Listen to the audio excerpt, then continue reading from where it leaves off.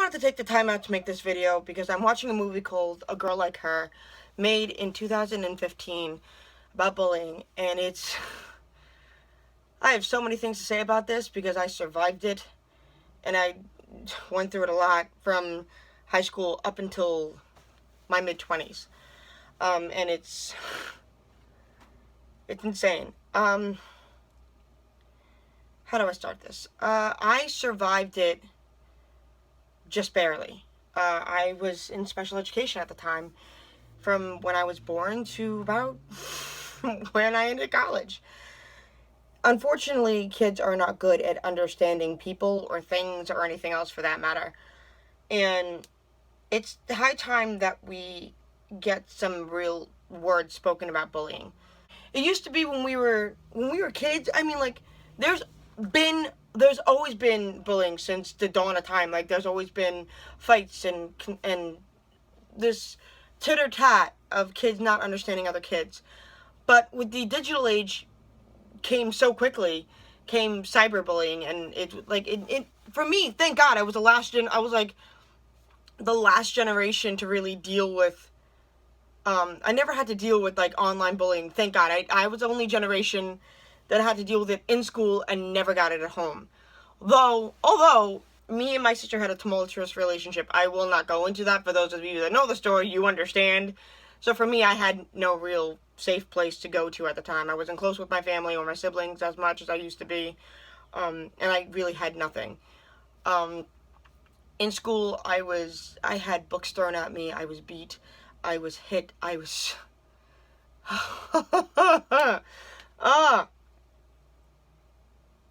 I had so many awful things done to me that I wish had never happened.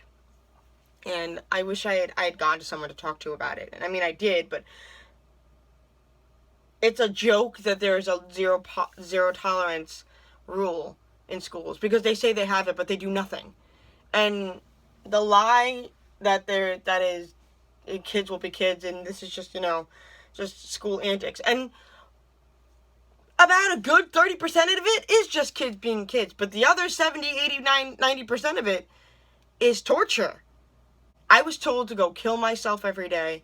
I was told that I was a waste of a sperm and an egg. I was told that my family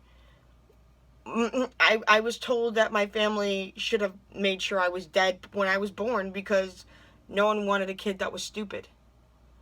These are things that I carried with me my entire existence. And then in my mid-20s, I was friends with girls that I thought were my friends.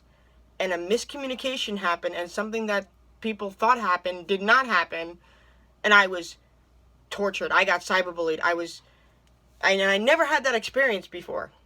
And I'm somewhat of an adult, and I'm having these children, but adults coming at me, writing on my Facebook, writing on, coming at me on Twitter, going through my YouTube, texting me, calling me, and I wanted to die. And I live with bipolar disorder every day. And for me, I didn't leave my bed. I didn't want to do anything. And I was in my mid-20s. Thank God I've survived this. And we need to take this sense of entitlement from children.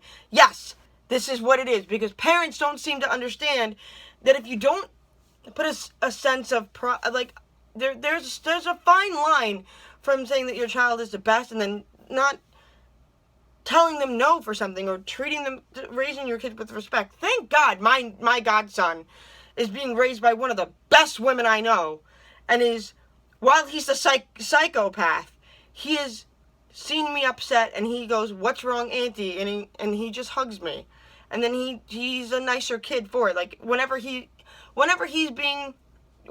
hits his cousin or anything else, if I'm there, that kid's sitting in a timeout, and I'm making sure that he understands that he can never do that. We have to, as parents, parents that are out there that are watching this, you have to do the right thing and instill to your kids that, hey, torture's not a good thing. And the fact is that you need to get it out of your head that my child could never do this. Have early conversations with your children about the fact that torture and bullying is never wrong, it's never right. That you making a kid feel completely wrong about who they are or anything else. And it's one of the main reasons I have anxiety about meeting new people. Honest to God, I have the greatest friends in the world, and I am so happy that I have these people. But every time I go out and every time I'm with everybody, I have this innate anxiety that no one wants me there, that I'm pitied there, and so they let me tag along. And that is the most horrible feeling in the world, and I am almost 32 years old. And this is a feeling that will never go away. Because I am told a lot that I'm allowed to take, and it's been the theme of my life since I was 6 years old. And it is something that is told to me every day. Maybe in joke, and from the people that I know that make this joke, I know they're joking. But then there are other people that don't know me very well. They think it's truth. And it is so hard to differentiate that situation. It starts with you. It starts with the parent that instills them understanding. I was lucky because I was raised in a situation of different people that were mentally not there the same way. And I'm borderline with things, and I'm so glad I was raised in that situation because I am more understanding than most people. I'm flawed as a person. I'm not saying I'm perfect. I make mistakes. There are some days I can be a cunt. But it's still, regardless, you have to have a conversation. Don't brush it off. If you hear something at school, hearing that your kid is causing a problem at school, address it. Do not think for a second that, oh no, my kid could never do this. Wake up. Because if it's more than likely, if it's more than one person saying that your kid is doing this, it's probably your kid. And if we don't have a serious conversation about this, there's going to be so many problems. And I hear so much about kids killing themselves because no one believed them, or the school didn't take action, or the parent didn't think that their kid could torture another kid. It's time to fucking wake up.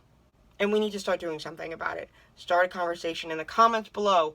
If you want to talk about it, share your stories, because I survived.